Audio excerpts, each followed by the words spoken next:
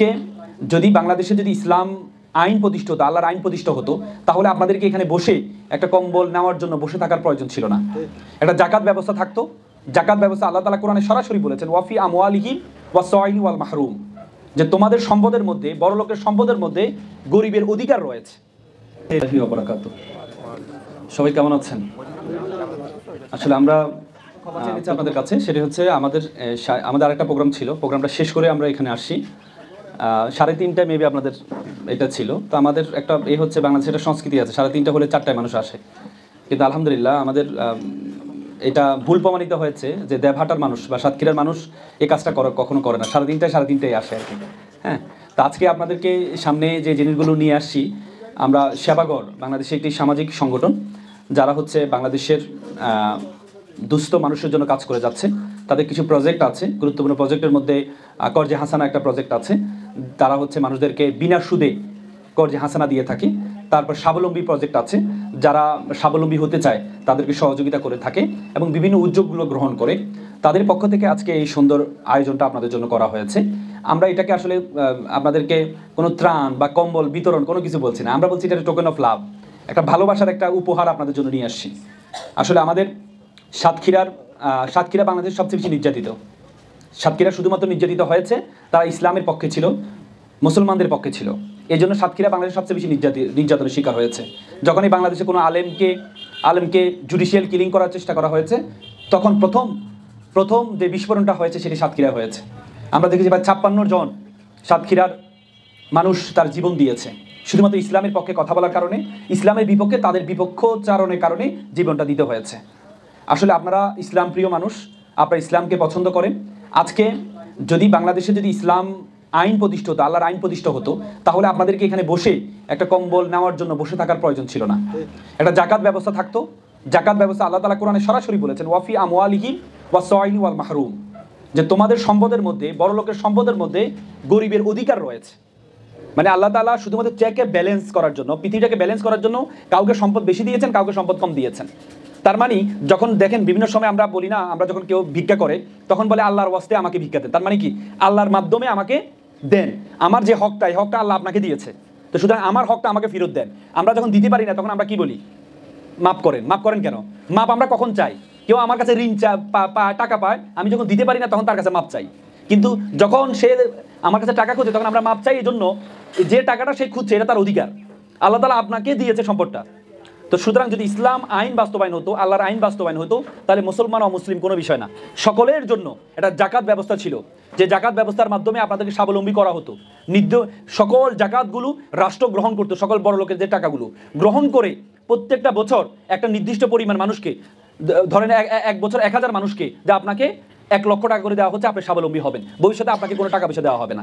যখন আপনি এটা মনে করবেন যে আমি আর টাকা পাবো না, 1 লক্ষ টাকাতে আমাকে স্বাবলম্বী হতে হবে, তখন আপনি স্বাবলম্বী হয়ে যেতেন।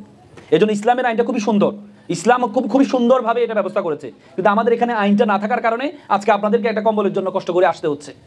অথচ আমরা যদি if you look to the our rules of our খালিফাদের জীবনটা দেখেন, খালিফারা নিজেরা বস্তা কাঁধে নিয়ে গিয়ে গরিবকে দিয়ে আসেন, গিয়ে নিজে কাঁধে করে গিয়ে, কারণ এটা তার অধিকার, এটা আপনাদের অধিকার।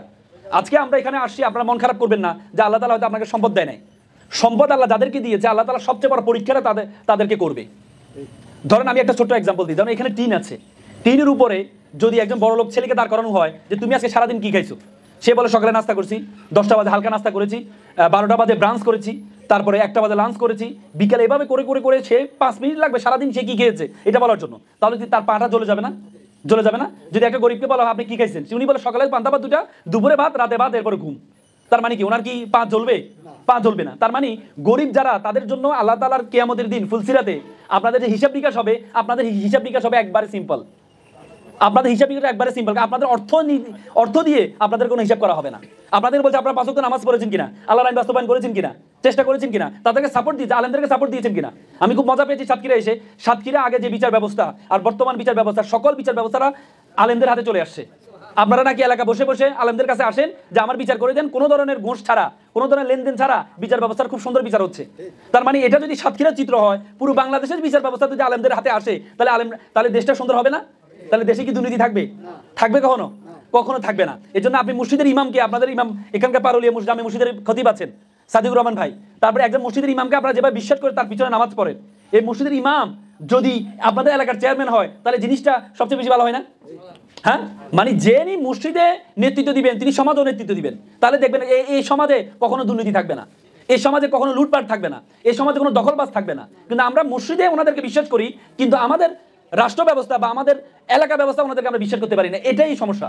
এই জন্য আপনাদেরকে যিনি মসজিদের ইমামতি করবেন তিনি রাষ্ট্র ব্যবস্থা পরিচালনা করবেন, যিনি রাষ্ট্র ব্যবস্থা পরিচালনা করবেন তিনি মসজিদে পরিচালনা করবেন। তার মানে আমাদের রাষ্ট্রপ্রধান তিনি হবেন যিনি বাইতুল মোকাররমে মসজিদে নামাজ পড়াইতে পারবেন। নামাজ পড়াইতে আপনি পারবেন না, তাহলে আপনি রাষ্ট্র ব্যবস্থা, আপনি আমাদের প্রধান হওয়ার কোনো যোগ্যতা আপনার নেই। তার মানে যদি ইসলামের আইনে চলে আসে সবকিছু, তাহলে জাকাত ব্যবস্থা থাকবে, আপনাদের জন্য প্রত্যেকের হক, আপনাদের যে হক আল্লাহ তাআলা, দুই ধরনের হক আছে, একটা হচ্ছে হাকুল্লাহ, একটা হচ্ছে হাকুল ইবাদ। একটা হচ্ছে বান্দার হক, একটা হচ্ছে আল্লাহর হক। আল্লাহর হক আল্লাহ ক্ষমা করবেন, বান্দার হক আল্লাহ ক্ষমা করবেন না। বান্দার হক কখনো আল্লাহ ক্ষমা করবেন না। আপনাদের উপরে যে ভ্যাট চাপিয়ে দেওয়া হয়, একটা পণ্য কিনতে গেলে 10 টাকার পণ্য কিনতে গেলে 3 টাকার ভ্যাট দিতে হয়, এটা যদি ইসলামী রাষ্ট্র ব্যবস্থা হয় তাহলে এই জিনিসটা আপনাদের দিতে হবে না।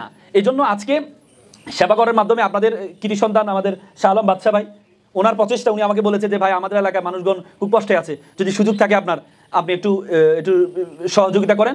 আমি পরবর্তী ফাউন্ডেশনের সাথে কথা বলে, সেবাগরের সাথে কথা বলে আপনাদের জন্য ছোট্ট প্রয়াসটা হাতে নিয়েছি। তো সুতরাং আপনাদের সন্তানের জন্য উনি কিছু পাওয়ার জন্য করেনি, শুধু একটু দোয়ার জন্য। আপনারা একটু দোয়া করতে পারবেন না? এই যে কম্বলগুলো যারা টাকা পয়সা দিয়ে যারা আপনাদের জন্য পাঠিয়েছে, যারা দিয়েছে, তাদের জন্য হাতটা তুলে একটু কি দোয়া করতে পারবেন না? ওনারা কিছু চায় না আপনাদের কাছে, ওনারা আপনাদের কাছে বলে নাই যে সেবাগর ইলেকশন করবে তাদেরকে ভোট দিবেন, বলে নাই। শুধু একটু চাই, একটু দোয়া করবেন, একটু দোয়া করবেন আপনারা। কারণ আপনারা সাতক্ষীরার নির্যাতিত মানুষ, যারা নির্যাতনের মজলুম, আল্লাহ তাআলা তার দোয়া সবচেয়ে বেশি কবুল করে। বাংলাদেশের সবচেয়ে নির্যাতিত নিপীড়িত এলাকা হচ্ছে সাতক্ষীরা। তো সুতরাং আপনাদের দোয়া আল্লাহ কবুল করবে সবচেয়ে বেশি। তো সুতরাং আপনারা ওনাদের জন্য একটু দোয়া করবেন। আপনাদের এই সামনে যারা বসে আছেন, অনেক চেষ্টা করে আপনাদের তালিকা করে প্রত্যেকের জন্য আপনার জন্য আয়োজন করেছে। অনেক দূরে আছে, ওনারা চিন্তা করেছে যে দূরে থেকে আসবে, ভাড়া দিয়ে আসবে, 50 টাকা 100 টাকা ভাড়া দিবে, এই কষ্টটা ওনারা করতে চায় না। ওনাদের কাছে যারা আছে তারা এখানে থাকবে, আর বাকিদেরকে ওনারা নিজেরা গিয়ে মোটরসাইকেলে করে গিয়ে দিয়ে আসবেন। আর আপনারা যারা কাছাকাছি আছেন আমাদের সাথে একটু দেখা করার জন্য আপনাদেরকে এখানে নিয়ে আসছে। আপনারা কি কষ্ট পেয়েছেন? আমাদের দায়িত্ব ছিল আপনাদের ঘরে ঘরে পৌঁছে দেওয়া, কিন্তু আমরা চাইছিলাম একটু আপনাদের সাথে একটু কথা বলি, আপনাদের সাথে একটু চেহারা একটু মত বিনিময় করি, তাহলে অ্যাটলিস্ট একটু দোয়া করতে পারবেন আমাদের জন্য। এই জন্য আপনাদেরকে ডাকছি। আপনারা কি কষ্ট পাইছেন? হ্যাঁ, আপনারা কষ্ট পাবেন না, আপনারা আমাদের জন্য দোয়া করবেন। আপনাদের সামনে এরা যারা আছে আপনাদের এলাকারই সন্তান, তাদের জন্য